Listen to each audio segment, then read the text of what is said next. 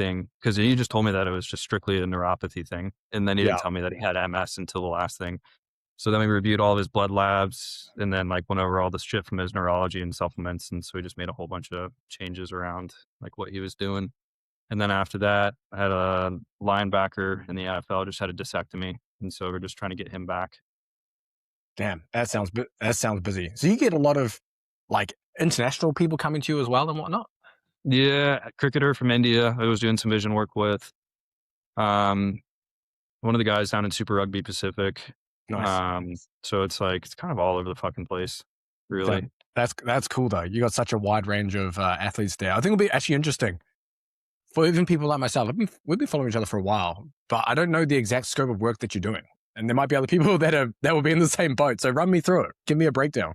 Yeah, so I try to remain a bit of a ghost. But lately I've had to do like an online presence. So it's not my favorite thing in the world.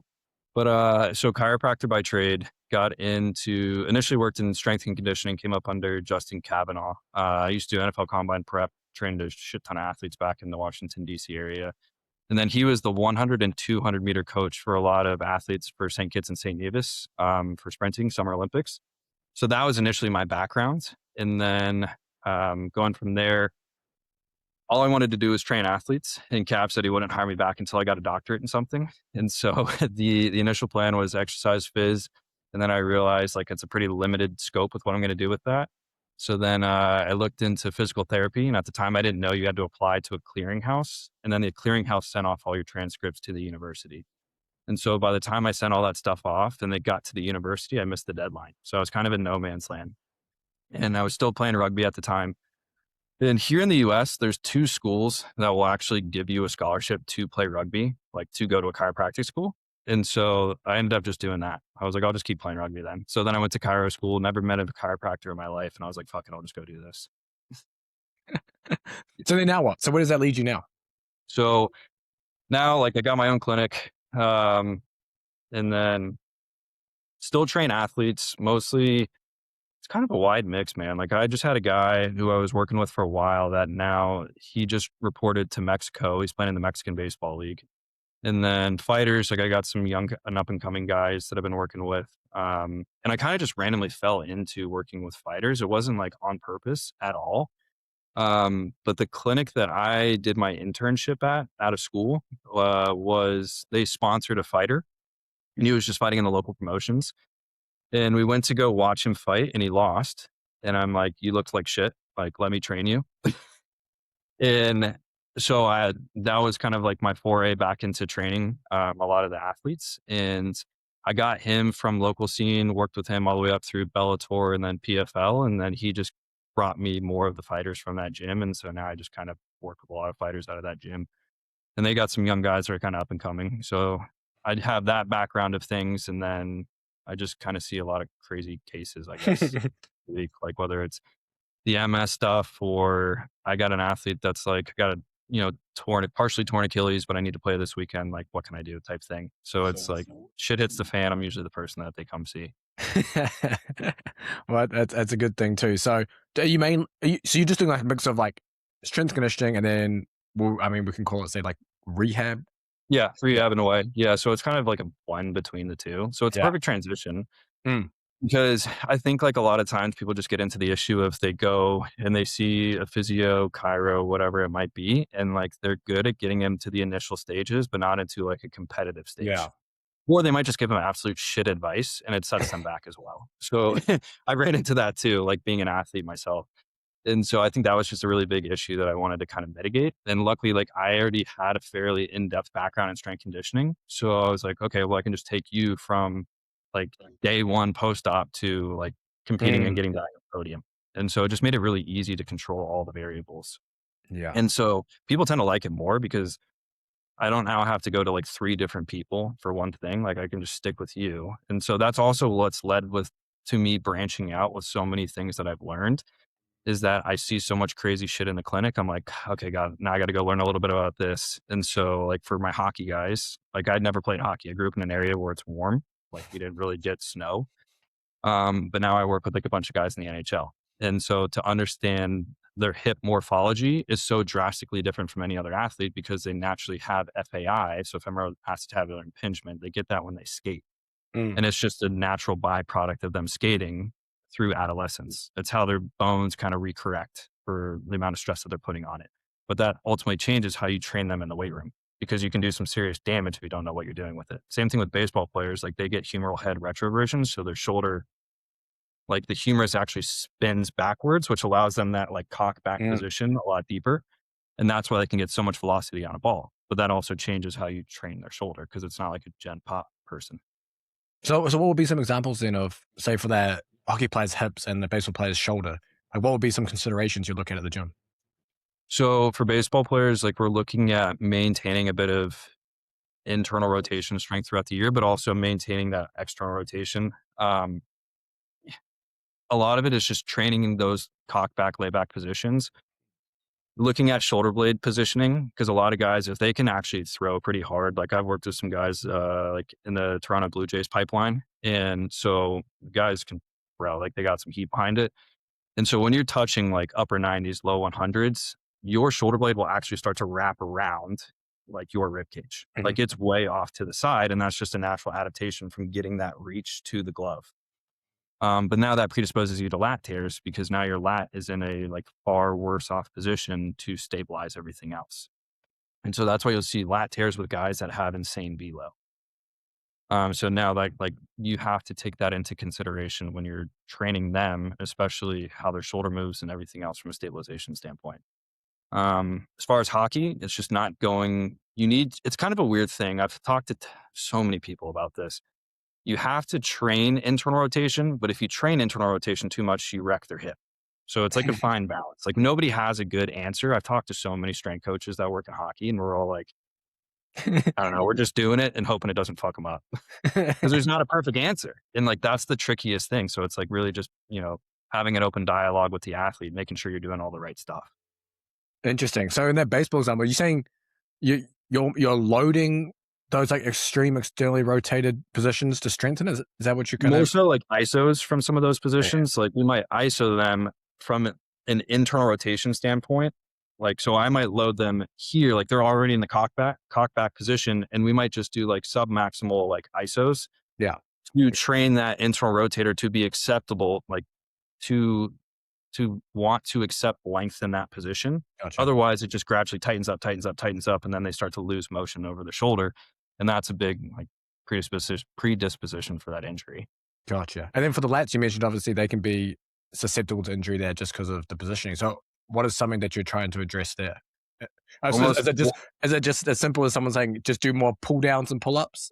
Or is it more than that? Yeah, in a way, like just changing the positioning, like of where we do the pull down from. Like I might pop their chest up a little bit more to force them to almost pinch their shoulder blade in to try Okay. to bring it in more.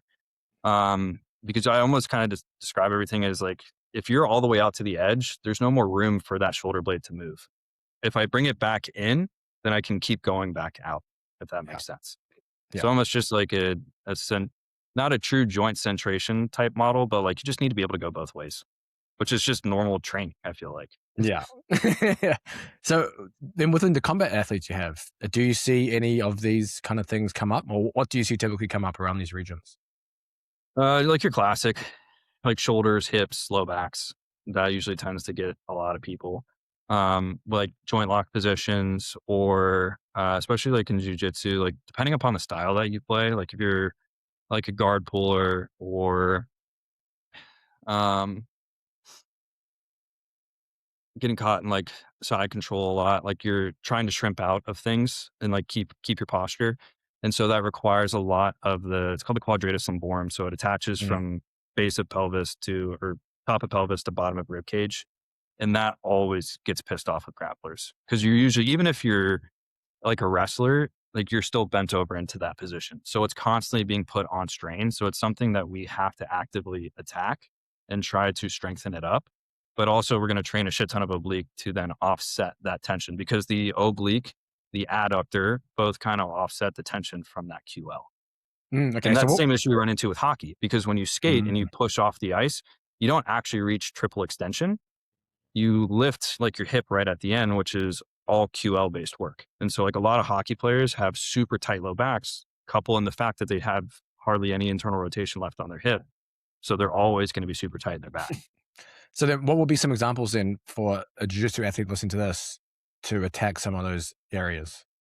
Like one of my favorite things to do is grab a heavy med ball, or it could be like one of the strongman bags, and we'll just lie on our back, put the bag on our hip, Mhm. gable grip around it, and then pull it across from a straight leg position. So I can't like anchor from my legs and just take it from one side over to the other because you're training it in a rotational capacity, but you're taking leg drive out of it. So you're lying flat on your back, you're saying, with your legs Yeah. straight? Yeah. Flat on my back, legs straight, Okay. ball off right hip, take it up. I almost pull it to my chest and then I dump it over to the other side. Okay, so you're So almost we're coming just like rotating. up and down almost. Yeah. Yeah. Mm. So up and over, but the heavier the ball, the better. I can even put on, like I use that for the hockey players a lot too. Cause a lot of hip issues. So the oblique and the adductor actually kind of blend together at the aponeurosis. And so if if one of these is just too weak, we're going to kind of get an inadequate amount of tension.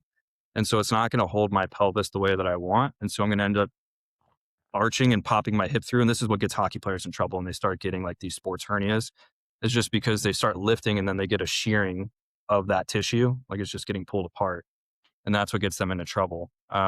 Same thing with being able to drive off hip extension, like from a takedown. If I can keep you in a better position and I can actually get the drive I want from like that oblique and everything else to hold my Mm. hip still, it's so much easier to drive through than it is if I have to kind of like squirm around to get the position I want.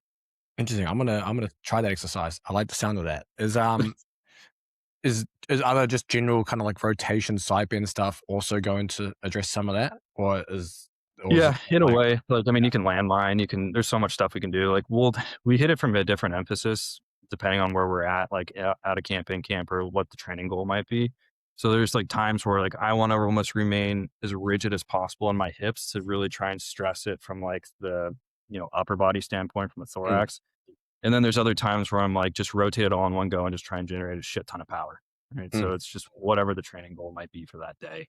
If you're anything like me, you're short on time. Kids, family, work, training, and having to cook meals on top of that is just not going to happen. So I'm happy to announce Trifecta Nutrition are sponsoring the podcast. You get epic meals like these ones: turkey taco bowl, Texas barbecue protein plate. These are a couple of my favorites.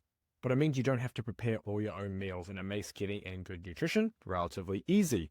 I've tried other meal delivery companies. Most of them are too high fat, not enough carbohydrates, or if you're getting kits where you have to cook it yourself, the portions for two is actually for one, especially if you are like me and you're training often. So if you want to take something off your plate and have meals like this delivered to your door, go down the description. There's a link there where you can order Trifecta meals. This is the performance line, which are higher protein and higher carbohydrate. And you can use code LIFTBIG40. You'll get 40% off your first order. Nice. That actually reminds me that you mentioned now, those medicine balls with the ropes that you Yeah. slam against the walls. You standing against the wall. I remember that exercise back in the day, and you'd slam both sides. I could see that being similar if you're lying on your back on the floor too. If you want to do like that power version that you mentioned. I don't Yeah. know. Yeah. Yeah. And it's almost like I haven't seen those in ages, man. I know. Like, you would think of it. Bring them back. Um, New trend. yeah. But like, it's such a good way to learn to disassociate like hip and rib cage, Mm. just to maintain that level of like flexibility. That's why I'm a big fan of using kettlebell arm bars. And no warm ups a lot of the time too, just to teach that disassociation between hip and rib and try and get that separation, but also stretch out that QL on the process too. That's the one where you're lying with the kettlebell up and you're moving, Yep. basically Yep. window wipering your legs, right? Yeah, your leg. Yeah, like you roll your leg through, and then I teach like a little bit of a side crunch variation. So we'll take our leg all the way across, kind of stretch out that low back. Might even get a nice little back crack out of it, Yeah. and then we'll post that arm up, and then almost like side crunch to recruit a little bit more oblique, and then roll Mm. through. Mm. Okay, I like that. I like that one too. That's a cool little variation. Is there anything, uh, you obviously mentioned it around the hips QL there. Is there anything like upper body wise, maybe MMA guys, strikers that you focus on, even at like the shoulder? Shoulder, bicep, elbow, like those are usually what get pretty jacked up. I mean, obviously hands. So like Yeah. making sure we're conditioning our hands, I think is a big thing. And it's such an old school, like slept on technique. Like a lot of hockey guys do it where like you're literally just sitting and you're just like lightly punching a granite countertop because you're just trying to remodel some of the bone. Like Mm. they're just making it as hard as humanly possible. And it's like, some guys are dumb enough where they'll just like go bare knuckle on a heavy bag and just fuck their hands up. But I just tell them, I'm like, there's an easier way to do that with like some of the tempering stuff. We can just repetitively, like on a hard surface, just do that lightly. And if you do it long enough, the bone, I mean, it's Wolf's Law, like the bone's going to remodel to lay a little bit thicker to protect us a little bit more. Mm. And especially on the outside, like with that pinky, because that's where we get our boxer's fracture at, like right there. Because if I catch it right on the outside and my hand curls, like that gets displaced. And so that's a good way to kind of cover our bases. Ideally, you never get into that position where you're throwing that shit of a punch, but like sometimes shit hits the fan, and that's just what we have to do to protect it. Yeah. And then what are you doing? I mean, obviously, it probably depends on the person, but what are you doing generally around the shoulder, elbow, bicep? I've been playing around a lot more with those like low threshold ISOs from like internal, external. I got some videos I can send over to you Yeah. too. I've been playing around a lot more with that stuff. I've been playing around a lot more of like sticking in ISO position and then just moving my body around. Mm. Because that's really how the rotator cuff works. It's just meant to like hold your humeral head still while the rest of the arm and the body moves. And most people just do like the same banded external Yeah, I work. was going to ask you, what's your take on those? Post-op, I use it, but I'm very diligent in how I coach it. Like I got a story of a young baseball player. He had torn his labrum, went through like 6 months of PT, got cleared. He did all the isokinetic testing. Everything came back great. Numbers were equal side to side. Goes to throw a ball. Shoulder hurts all over again. He thinks he retore his labrum. So I get a call. I take a look at him. And then I put him in that same shoulder position that you would test for some of the isokinetics for the baseball players. And he's strong, like both sides are equal. The only thing I asked him is, where do you feel this? And he goes, I feel it in my trap. I'm Mm. like, okay, so we're not really leveraging the back of our shoulder. So he just compensated his way through 6 months of physical therapy. So then Mm. every time I cue it, I always cue like, take your shoulder all the way back first, come back halfway. That's usually going to be like center of socket for most people. And so from a joint centration standpoint, that's usually the easiest because the length tension relationships are fairly balanced in that position. Doesn't mean you need to train like that all the time, but from a rehab standpoint, it's just an easy cue to give people. So Yeah. I say, okay, find that center point. Now relax our shoulder, take it back to that center point, and then do your external rotation. And all of a sudden he's like, I just feel it right back here. It's like, perfect. Now you're actually working your rotator cuff and you're not compensating around it. Gotcha. As you mentioned, that's more of like that post-op rehab purpose. Do you Yeah, find it's not going to give you enough load. Yeah. I was gonna say, what's your take then on kind of isolating? Like a lot of people will think rotator cuff, they want to isolate it versus maybe more an integrated approach around the shoulder. Where do you sit in that? I use both. Like if I'm isolating it, I'm taking it to failure. I think that's the other issue that people Okay. run into is they just go and it's like 3 sets of 10 with Yeah. like the lightest band in the physical therapy Yeah. building. And I'm like, that's not gonna do shit for you. And so like I will take it until like you're shaking and you fail. And I'm like, okay, Mm. cool. Now go in. Let's do a bottoms up kettlebell press. Let's see where you're at. Because now that's a true reflection. Now I put you in a fatigue state and we can actually drill this thing a lot more. But I think a lot of people just don't push the rotator cuff isolation work hard enough. It's just like a 3x10. Yeah. And it's like, for me, we're going to take that thing to absolute failure. And I might even do some like manually super maximal eccentrics on top of it too. Like I'll be like, hold this position and I'm just going to jam you all the way back Mm.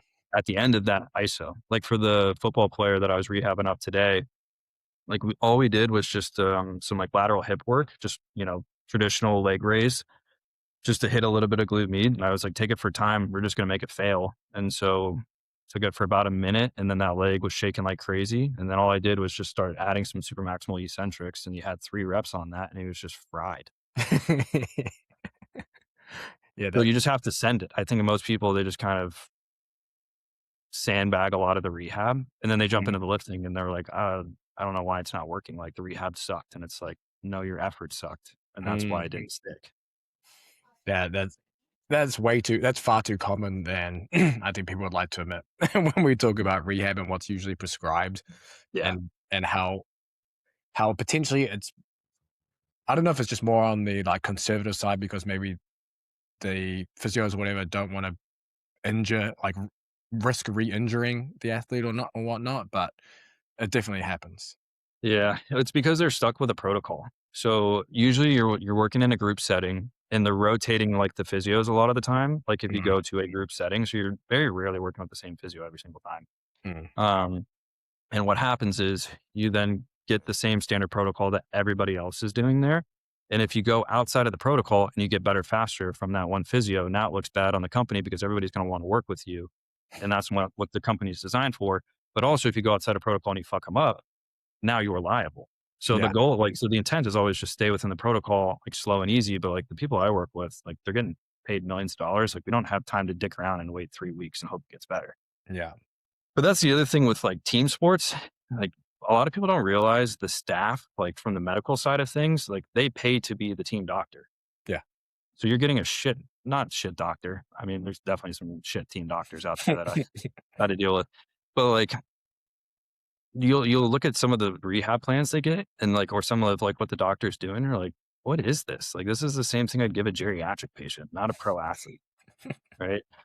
I remember there was a guy that got hurt earlier this year in the NHL, and the team was like, all right, it's going to take like 4 weeks to get back on to playing. Right. We get a call, we look at him. I work with him for 3 days and he played on day 4. Damn. I'm like, this shit is not that hard. Just load it and like progress it from a tolerance standpoint and then just tape it up and you're good. Like it's not rocket science. I hope they gave you a nice little bonus for that one. No, because it's funny because it's almost like I have to stay a ghost because if they tell the team that they work with me, then it looks really bad from the organizational standpoint. But a lot of guys have somebody they go with to work with behind the scenes. Yeah. That's a very American sports thing too, because around the world you don't see that. No, it's so funny enough. So the guy from we were talking about within Super Rugby, I had a call with another athlete, and pretty much they were about to go do a lift, and he was like, "What do you think of this lift? Is there anything I need to do or like don't need to do, or I can just tell the strength coach like I'm not going to do this. I'm going to do my own thing." And then the rugby player looked at me and he was like, "Are you fucking serious?" He was like, "If I told a coach like I'm not doing any of this shit, I'd be like sent off. There's no chance of me coming back to this team." And I was like, yes, this is the very American way of how sports are handled. Everybody has their outside guy and they do all this shit. Now I'm all for like collaboration. So I'm always tell the athlete, I'm like, hey, like put me in contact with the strength coach, go do vast majority of this shit anyway. And if something pops up, like just tell them like that this doesn't feel great. Yeah. I think people get like a big ego about it. And they're like, I want to be the guy that's like the man behind the scenes. And I'm like, I don't really give a shit. Like I like being a ghost. Yeah. Nice. I saw you've been posting some Neurovisual stuff recently, and that's piqued my interest for a while now. I've had Dan Fichter on the podcast talking some of the neuro stuff. I've had Sean Sherman from Square One talking stuff on here. So it'd be interesting to kind of go into your take and your uses of it, or maybe even just tell what the hell it even is to begin with. Yeah, so I got into the neurovisual stuff at like the tail end of my playing career because I racked up so many concussions that the game had moved so fast that I just couldn't keep up from like a perceptual standpoint. Like I go back and watch film and I'd make a shitty pass and I'd be like, well, why did I do that? Because the guy's 6 meters away and I'm thinking he's only a meter in front of me. And so I'm like, something's off here. And then I get full-time working and we had this one where the clinic was set up. I'd have to round the corner on my left-hand side to go to the front desk. And every single time I would clip my shoulder off of that side of the wall. And it just became like a running joke that like, me and that wall had beef. And I didn't you just know got too why. big. You just got wide, bro. And the issue is that I had essentially midline shift. Like my vision had gone from here to here. So I never perceived that the wall was as close as it was on my left-hand side just because I didn't realize it was there from a visual standpoint. And then I had a patient that actually was a neuro-optometrist. I never even heard of those. And so I went and got an eval and they're like, hey, your eyes are pretty fucked up. So I was like, all right, let's dive into this stuff a little bit more. And it became a fascinating thing because I work with a lot of athletes for concussions. That's kind of my specialty. And it just became a fascinating piece. And then I started to integrate it more and more. And I'm like, oh, wow, this actually has downstream effects with like shoulder complaints or neck complaints or like how a hip moves or just weird stuff like that like Square One guys are like noticing or that or Fichter like has talked about in the past with some of these things. Like, cause he loves to give that example of like making Louis march and like it cleans up a lot of the movement. So it just became such a fascinating thing for me. And then I just realized like it's all kind of connected. Right? You can't isolate any systems within a body. Like they all kind of feed off of each other. And that's what made me really dive down that rabbit hole. So with the neurovisual training, like you're training your eyes, but your eyes are just an output of the brain. And then your brain ultimately has to communicate with the vestibular system, which is like inner ear, and then some of the joint receptors within obviously the joints that kind of give feedback, but then also like some of the receptors in your neck. And so there's just so much overlap with things. And then it just became such a fascinating tool. And you can even apply it to your training that you do a lot of time, which Victor has like done extremely well. So it's one of my favorite tools to go to, like to kind of eval an athlete, because a lot of people realize that they're not good at some of these drills, and it's like these are just hidden gains that are on the table. Like imagine if we clean this up, how much easier the game would be for you. So, where can people start if they listen to this? Like, okay, well, they want to train their eyes or evaluate their eyes, or whatever it is. What's the first thing that someone could do on their own at home? And I guess how can they decide? I guess how can they decide whether it's an issue or not? So easiest way to kind of determine whether it's not actually an issue, and everybody kind of has like some issues to some degree. It's just how big of an issue it is. I'll do positional stuff. So like cardinal fields of gaze, I'll just take my thumb and I'll go up and try and hold it. And I'll just take it in like peripheries and like different angles and see like how uncomfortable is this on my eyes. Right. So now I know, okay, my eyes don't really want to pull to that way. I can start to work that. I can also test like going up and down, like looking at like from a eye tracking standpoint, like you can record yourself going side to side, like do my eyes do one of these and jump back. Like same thing with tracking on the angles. You can also do convergence, so tracking in, stuff like that. Like, do you see one finger the whole time or does it split into two? When does it get blurry? Stuff like that. Those are some pretty good evaluations on yourself that you could do. Otherwise, find a neuro-optometrist or find someone that's trained in neurovisual training, which I feel like is very few and far in between. So it's it's kind of hard to find somebody like that.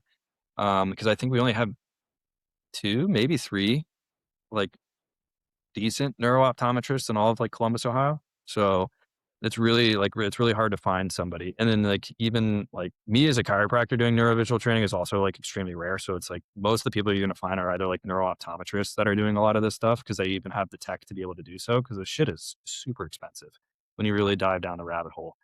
Um, but then coming in wise, there's so many tests that we can do. Oh, another little test from a vestibular function is just start squared up on something, close your eyes, slowly spin in a circle, stop where you think you started. So do it clockwise, take note of where you're at, do it counterclockwise, see if you're off kilter when you finish. And then you can even test, you can bias like certain canals within the ear. So you can kind of tilt your head one way and then spin, tilt your head the other way and then spin to kind of isolate out some of these canals a little bit better.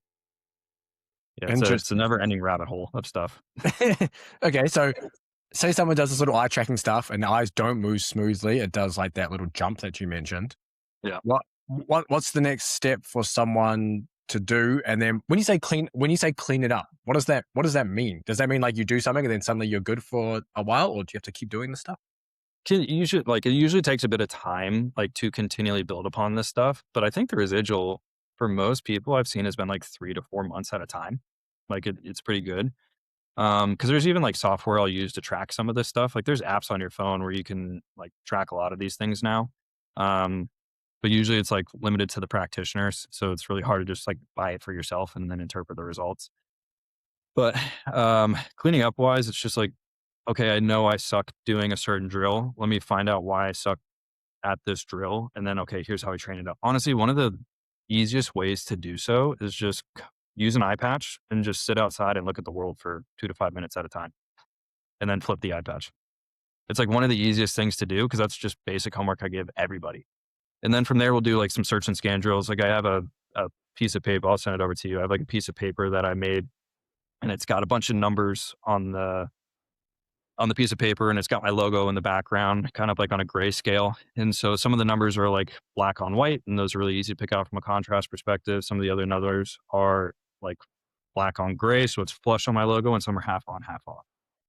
And the numbers are all jumbled up all over the piece of paper. And so I tell people cover one eye, just tap 1 through 30. And so it's a really good drill to see how good are you at picking out things against contrast? What does your search and scan drill kind of like look like? How does your search pattern go? And then what's our eye fatigue do? Because like blinking your eye repeatedly is a sign of like mental fatigue. Like we see that all the time, especially like when you're really tired. If you ever had a long drive, like late at night, you're always kind of like closing your eyes and like doing one of those. So it's a really good way to kind of see like, okay, this is something I definitely need to train up because I'm blinking like crazy and it's taking me 30 seconds longer to get through this eye compared to the other eye. Interesting. So the eye patch thing, you would do that daily? Yep. Yep. Just daily. Cause again, like we bias, we tend to bias a lot of things with our eyes. Like we're always going to compensate for the thing that's better.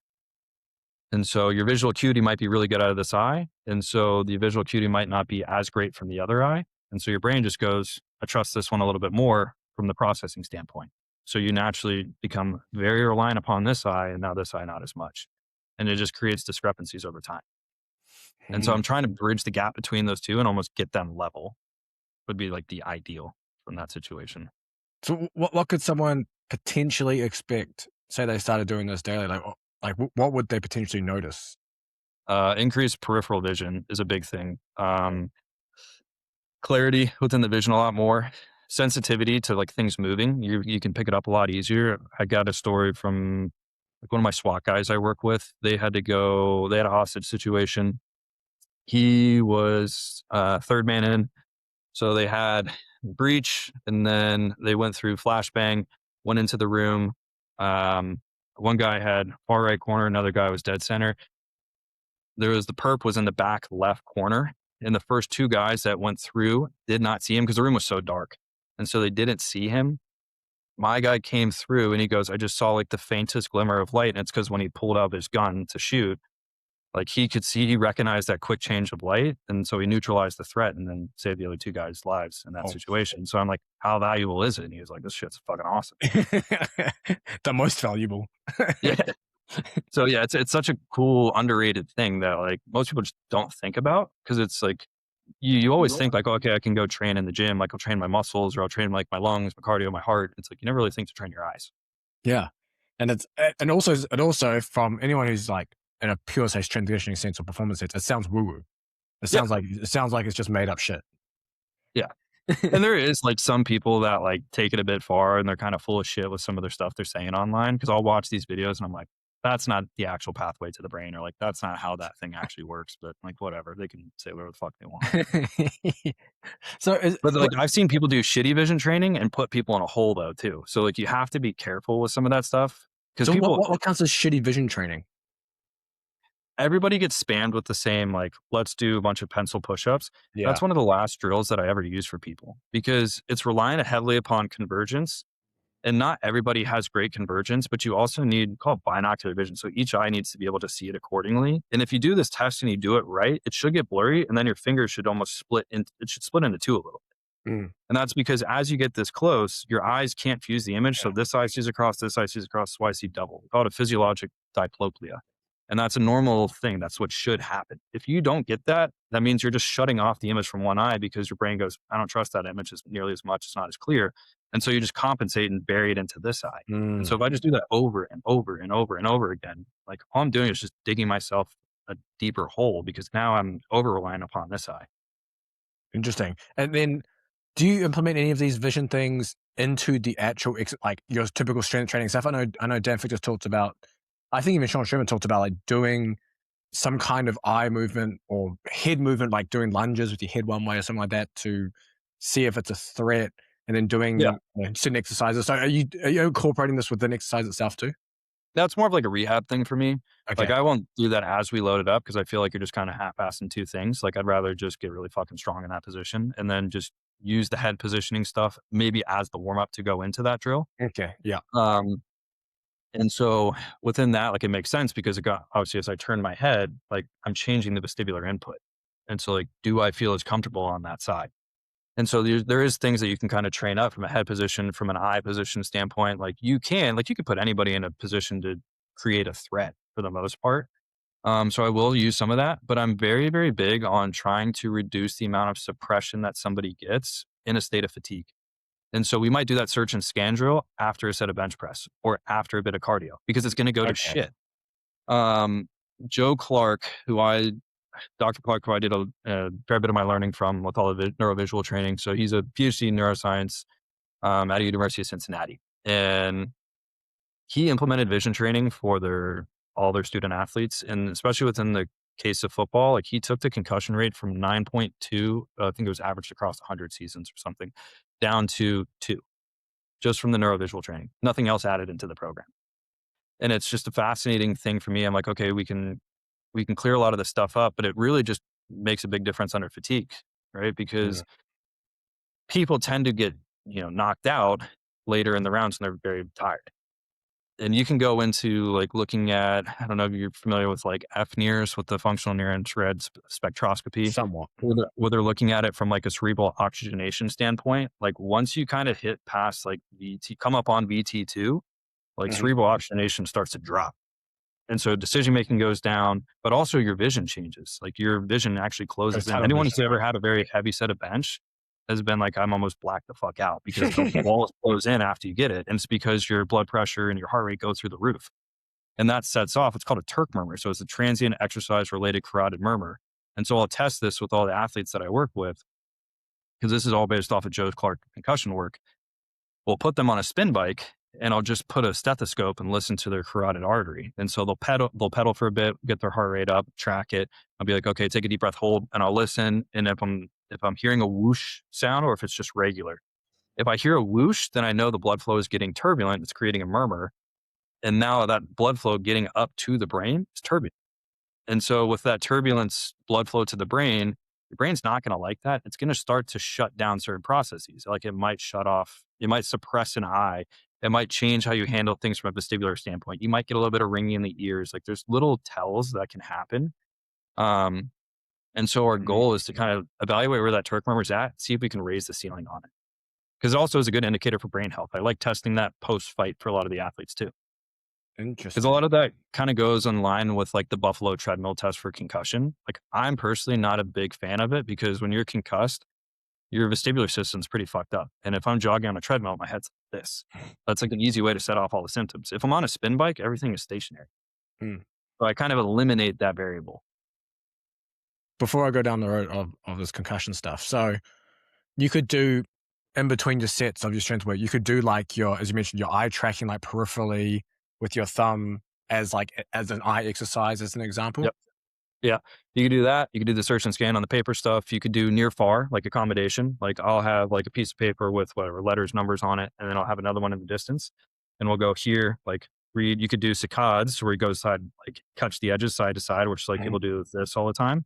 Or you could just read straight across and then you look up and then you catch something in the distance. And that really measures like your ability for your lens to change shape to accommodate light and distance. And so that's like a very easy thing. Like if I go from clinch to now disengage, can my eyes change from being right here to, okay, take in space where their shoulders at, make sure I don't get clipped with a hook. So would you say that would be probably the easiest implementation would be to just almost superset it with some of the main work? Yeah, after they've done it from a fresh state. So Okay. we'll usually spend like a couple of weeks drilling it. So they get one, familiar with the drills, two, they actually just get better in a fresh state. And then we'll add in like a layer of fatigue. And you could do it from a fatigue standpoint. You can do it from a mental standpoint as well. Like I'll have people go through and do a drill and then I might start giving them like math equations or like asking them about like shit they have to think about from the day before or things like that to really distract because now I'm just adding a bit of sensory Gotcha. overload to all this. And you can really find a breaking point with an athlete. We've done that a handful of times where it's like you almost bring someone to tears because they get so fucking frustrated. They just can't take it because you get so overwhelmed and you start to get actually like very pissy and then they just shut down. And it's like, all right, perfect. Like I know where our breaking point is. So then in terms of that would be like overloading, say, the visual aspect. You obviously mentioned the vestibular with the ears. Are you doing anything with that? Say like supersetting things or anything? With the vestibular stuff, a little bit. It's a little bit harder to superset that in the gym just because the system's already going like haywire. And I don't just want to be like, move your head real quick. And then you're already kind of like out of it. And now I'm like making your head move and you're just like, fuck. And then Yeah. they'll just back. So that one, I'm a little bit like, not as much. I like it from a warm up standpoint. Like I'll put somebody on like those big Swiss balls or the physio ball on their back. And I'll literally just give them I'll put something like in a corner or I'll stand in like a back corner, like at an angle from them and somebody else is on the other side and they'll go back to bias like a certain canal if they're weaker on that side or if there's a bit of a discrepancy, and I'll flash a number. So like then they have to call it out, and then they sit back up and then they stare like straight ahead, and then we go back, whether it's another way or if it's from a true rehab standpoint, we'll stay the same side until I can kind of balance out the equilibrium. But if it's just from a general training side, like we might flip back and forth with some of these things. And so that's another Interesting. useful way to train vestibular work within a controlled environment. Nice. Do you have any of this stuff detailed somewhere? All in my head, man. Man, you need to create some resources. I know. It's so bad, dude. I hear that at least like 5 times a day. I'll get a call from somebody because I'll consult with them, or I got buddies that are coaches, and they'd be like, "Hey, what do you do for this, this, and this?" And I'm like, "Oh, it's just easy. It's this, this, and this." Where do you read that from? I'm like, "Oh, it's just stored in my head." Nice.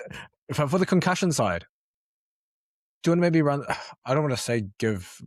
Okay, general guidelines. Yeah, give General. no advice. Yeah, yeah. So like, because obviously people are going to see. Hopefully, people are going to see professionals after whatever happens. Depending obviously on the. I mean, some fighters are cowboys and will Yeah.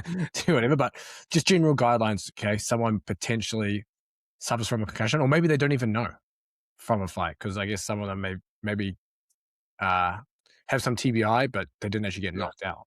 So maybe Yeah. just where to start from directly after a fight. What can someone do to potentially help recover faster and not make symptoms worse, etc. For me, it's like get off electronics. Like is usually one of the easiest things, and it's not because like the light is going to fuck with your eyes or anything like that. It's the convergence. We call it near point convergence stress. So like right now we're sitting in front of a computer, and the computer is fairly close to us, so our eyes have to narrow in, which is the equivalent of like doing this pencil push up, but it has to hold it for a long period of time, whether you're staring at your phone, your laptop, like whatever.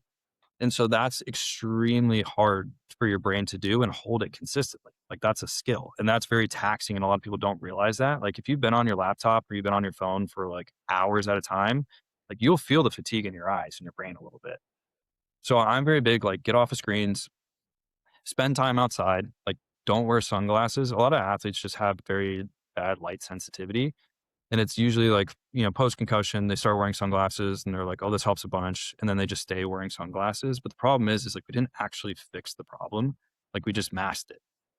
So I'm very big on getting outside, not wearing sunglasses because I want the light to enter your eyes. I want you to desensitize that. Obviously, don't stare at the fucking sun, but I might say face the other way from the sun and just look like that. Look out there. If that's still too bright, I might say like just close your eyelids because your eyelids will filter the sunlight, but you'll still get a little bit of that light. And then if it's still like really bad, you can kind of leave your fingers open like this because it's still going to block some of that light.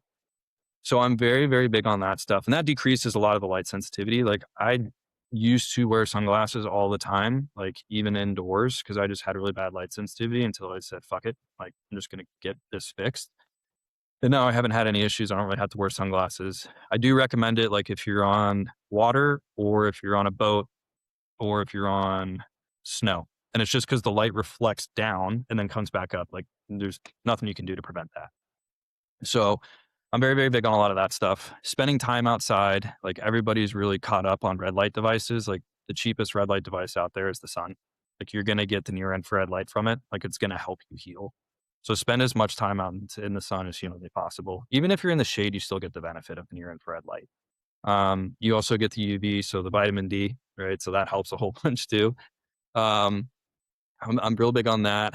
And then you can use colored lenses, like whether and they're really cheap on Amazon. You can buy different ones, whether it's like yellow, green, purple, if you're got a really, if you got your bell rung pretty good, because that's another way to not fully wear sunglasses, but at least have some colored like lenses to block out some of the wavelengths that might trigger the headaches.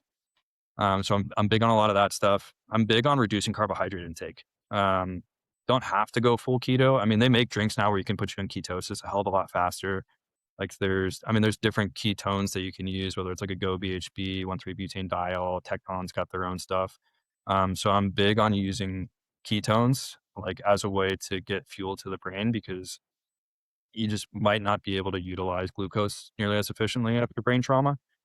So I'm very big on that, of just reducing the carbohydrate intake for a little bit, and then we kind of gradually build it back up. So those are some easy things to do. I've got 3 questions Yeah. that are all over the place for this. I'm going to start because one goes back to Neurovisual stuff too, because you reminded me of it. But first, let's start with the concussion stuff. The current Yeah. trend of high dosing creatine for concussions. What's your take? It's a good way to shit yourself. I mean, it just causes GI distress, but if you look at a lot of the data, I mean, I'm not saying like it doesn't work. Like it works, just not nearly as well as what people think. It's way overhyped. Because when you look at the data, it was done on like Alzheimer's patients, or it was done with somebody that had already had neurodegenerative diseases or had cognitive impairments. It didn't work on healthy controls. It didn't really change much. Plus, when you take in creatine, it doesn't cross the blood-brain barrier that easily. So like the amount that you're taking, you're getting minuscule amounts across. And so you're just really burning through a shit ton of creatine to not really get the full benefit of it. Like if you want to take a whole bunch of it, like be my guest. I haven't seen anything like anecdotally where it made a massive difference with any of the athletes that I worked with. I mean, I've done it to myself too. Like it's great. I mean, there's research on it for sleep deprivation. Like I have a 3-month-old. Like I live in sleep deprivation. Dude, tell me And about it. 2 so under 3, and they're both not sleeping. oh, it's fucking brutal. Mine finally got her first like sickness. She's got like a little bit of a fever and a cold. Yeah. And so none of us are sleeping. I'm running like what's it, 137 my time. I'm already a gram of caffeine in. Like we're just full send today. Uh, Yeah. we just got to power through. And so it's but yeah, a lot of that stuff just it doesn't really pan out when you look at it from a healthy person standpoint. Okay. My next one. For the neuro trainings, you mentioned the different color glasses, strobe glasses. I'm sure you're aware Yeah. of them. What's your take on them for visual training? Early on, I was like, these are dumb. And then it kind of clicked for me. So there's a big argument within the realm of teaching philosophies around skill acquisition of near versus far training. Like how much of what we do actually transfers to what we're training for. And a lot of people argue and say like the vision training you're doing is not going to specifically transfer to the sport of what they're doing. It might not. Never bad to err on the side of that it is. But a way for near training is strobe glasses when you're doing like touch sparring. Obviously, like don't put them on and go full go and get your shit rocked. But it's a good way to speed up process like your perceptual awareness because now you're just getting. We do this with tachistoscopes where I like give you an image on a screen and I take it away real quick and I say, "Tell me everything that you saw in the image," and I might embed like a word or a specific jersey or other things that I'm hoping you pick out. And so you have to get very quick at like reading, analyzing the situation, and then giving back the information of what you saw, right? Theoretically, you could do the same thing with Snaptech is like the big company that runs those goggles. And so they have like the shutter where it drops off and on real quick. And I think that's actually a great way to do it. I think most people are just too afraid to do it. And I don't blame them because it is very risky to do. I think if you do just some like light touch sparring, I think you might be like okay with it. Obviously, like can't go full go, but it's a good way to then get into like predictive processing of like, okay, I see this move. I go blank real quick. Where do I think it's going to be next? Because we do that when we evaluate athletes in like baseball or football or anything else. Like they go through the same testing. They go through it, they cut the screen off and they say, okay, where's this ball going to end up? And so now we can see like who's going to predict where this thing's going to go because now I know they're very good at what they do. We call it coincidence anticipation timing or CAT. And a CAT is just a combination of dynamic visual acuity, so your ability to track something that's moving, right? And how clear it is. And then also contrast sensitivity.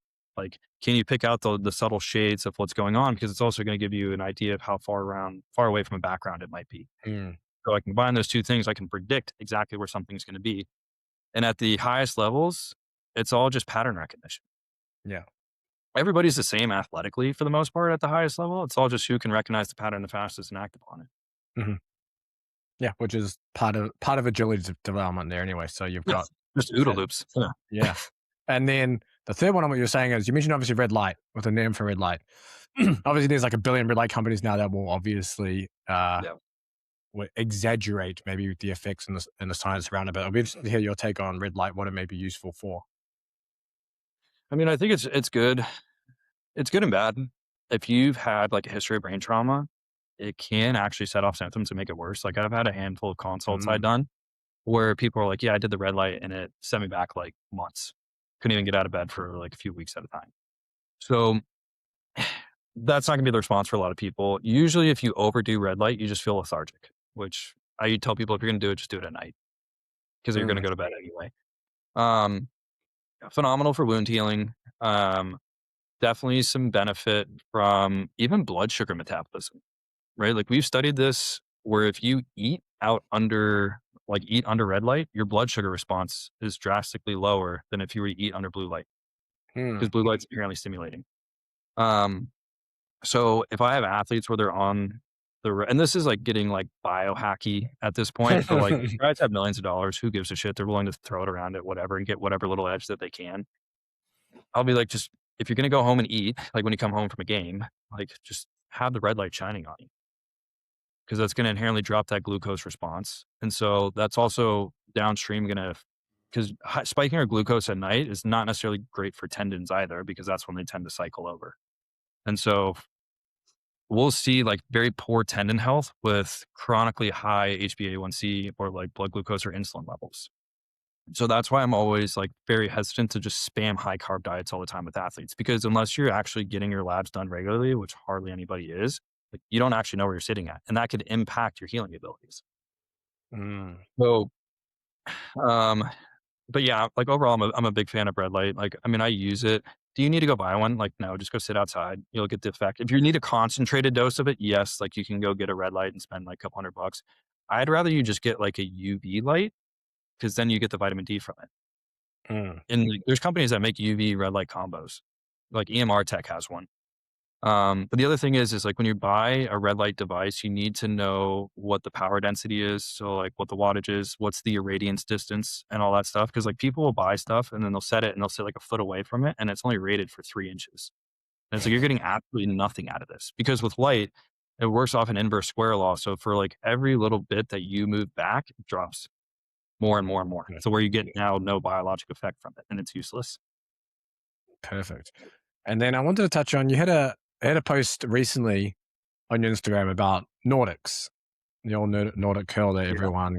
everyone loves. So I guess it was always popular. Then it obviously got more popular, I think, with knees over toes, kind of pushing it even harder for knee health. Yeah. And then and then obviously in the sporting world, it's popular because it's just an assessment people More use board. with a Nord board, and they've created a Yeah. whole metric around it. So it'd be interesting to kind of go into your take around Nordics. With are they useful for anything? And then maybe just your take on them generally.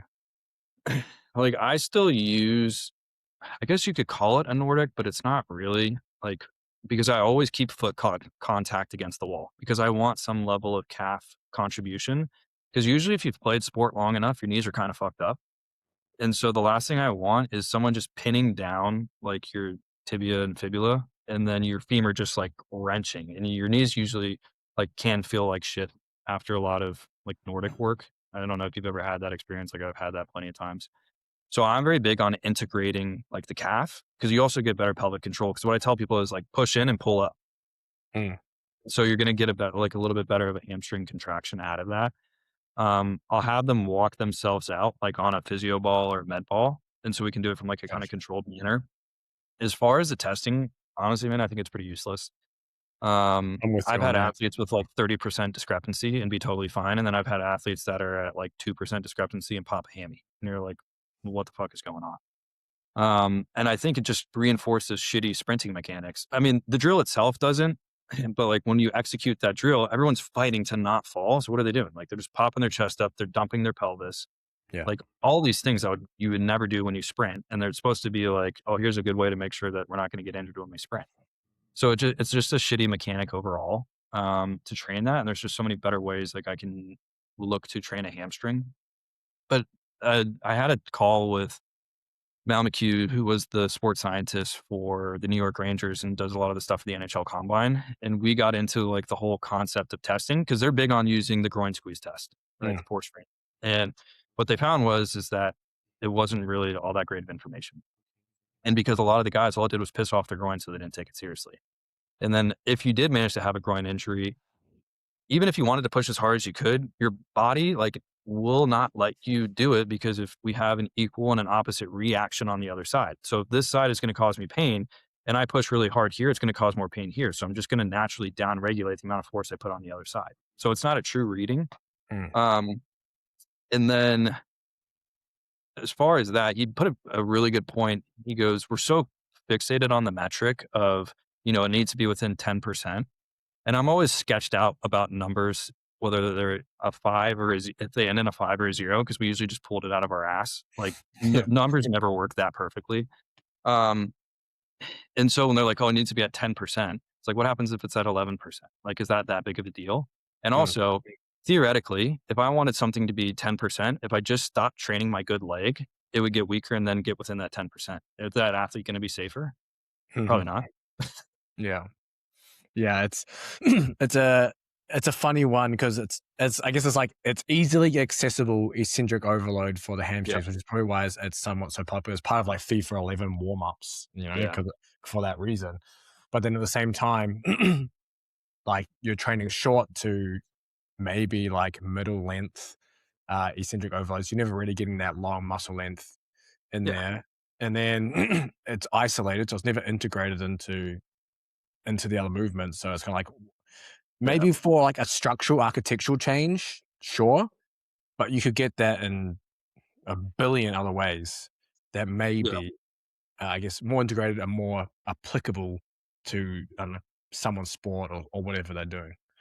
Yeah, and if I wanna really train somebody, like, in a lengthened position, like, I'll just take a band or take a light weight, wrap it around their ankle, and then put them almost in a nearly straightened leg position, like, from a prone, and just drop Mm. their leg off the bench and just say, "Okay, we're gonna hold this for time." It might take it 2, 3 minutes.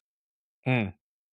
Like, that's gonna remodel that tissue way better than that Nordic pull for about the half a second that you're falling, and then you lose control. Yeah, it's usually like the first inch range of motion is the tension, and the rest is kind of Yeah, just letting go. the rest is just a belly flop. Yeah, and then they turn it into a razor curl when they come back, and I'm like, "It's not really what I was looking for, but thanks."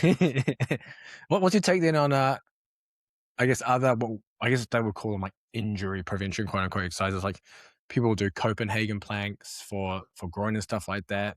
Oh, do these fit anywhere into your training philosophy or rehab philosophy? Yeah, I use them, like, within a warm up.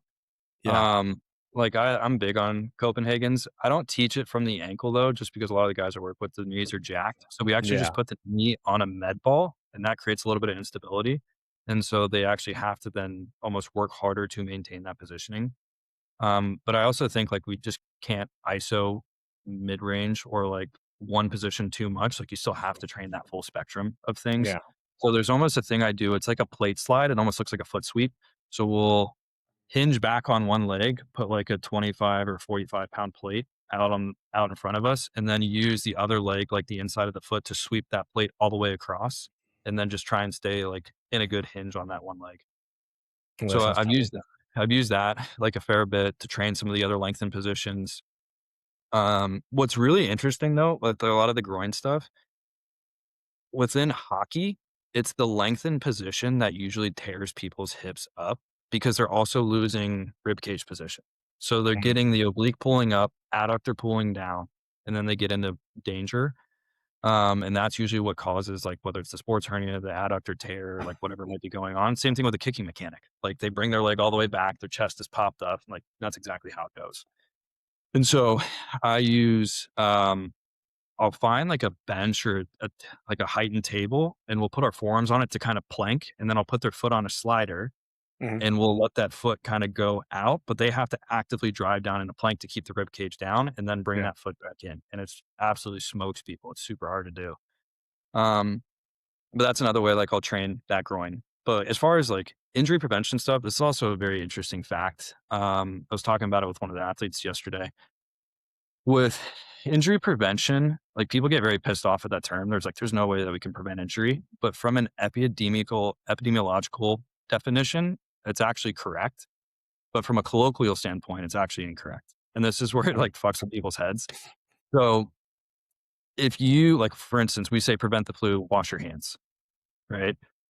You can still get the flu even if you wash your hands, but if less people got the flu because they washed their hands, then they technically prevented the flu. Mm. Right, so that's where, like, the terminology comes from. It doesn't mean everybody, like, didn't get the flu, but if less people got it, then it's fine. then we technically prevented it for this subset of people. But for some reason, like strength coaches love to be all or none. Like if it didn't prevent the injury for, 100% of the people, then it's not an injury prevention program. Now, the terminology I could give two shits about, but I just think like that's an interesting point that I see debated like every few months. Like so many people will be in an argument over that on social media. Yeah. People arguing over everything on social media. It's the world today. I know, it's crazy to me. Dylan, this was awesome. I thoroughly enjoyed this. Where can people find and follow you? Keep up with what you're doing because you're still a ghost, but you're becoming less of a ghost, I think. Yeah. We'll see. We'll see how long the posting will go for. Easiest way to get a hold of me, like, I guess, is through like Instagram. Even though sometimes I'm not posting, like I'll shit post on the story a handful of times. So I'm always throwing some good memes up there. But I'm pretty active, like just shooting the shit with people on that stuff. Find me through my website. Like I'll do consults with people all the time, like email that's on there. It's another good way too. But yeah, it's just, I cover so like wide a variety of things that like you're just gonna get so many interesting approaches. Like we just probably skimmed like 3% of like what I actually do. And it's such a crazy rabbit hole to go down once you start throwing in like circadian rhythm and then some of the supplements. And then we review the blood labs. Like I had that with that MS patient today, like going through all this blood labs and the doctor's like, oh, this is normal. I'm like, actually, like you're very borderline macrocytic anemic here. I was like, if we don't, and I was like, I bet you snore, looking at the MCV that he had on his things. He was like, how did you know that? I'm like, I could tell because I can look at the size of your red blood vessel or your red blood cell and can pick up that you have sleep apnea. Damn. So just crazy shit like that. Maybe we have to do a round two. Maybe we're going to have to do a round two on this stuff. But I'll link up everything in the description for anyone who wants to go into it. And I appreciate you coming on. Yeah, of course, man. Appreciate you having me out.